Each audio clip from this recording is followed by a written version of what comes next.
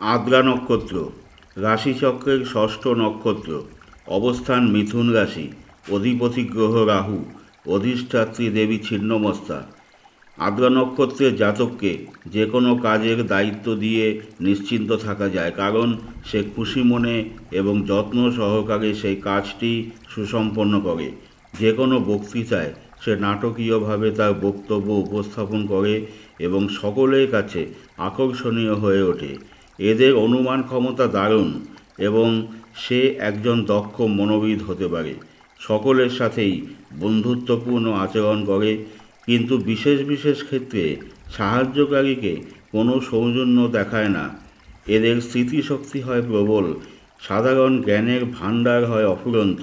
ঠান্ডা মাথা, দরদি মনোভাব, বিপদের সময়ও মনের স্থিরতা হারায় না।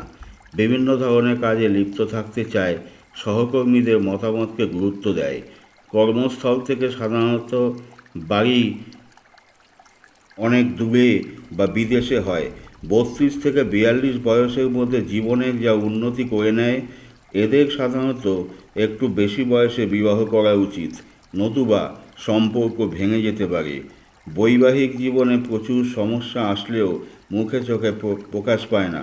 অনারোগ্য রোগে আক্রান্ত হতে পারে, বিশেষত প্যারালিসিস, হার্ট, দাঁতের রোগ, হাঁপানি, শুকনো কাশি, বধিরতা ইত্যাদি।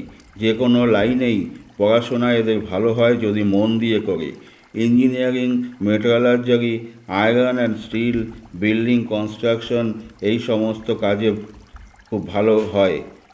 স্পেকুলেটিভ ইনকাম বা ফাটকা রোজগার হয়, যেমন শেয়ার, লটারি, রেস, জুয়া, ঘুষ ইত্যাদি। আদ্রা নক্ষত্র যদি পজিটিভ হয়, অসাধারণ বক্তৃতা এবং লেখার ক্ষমতা থাকে।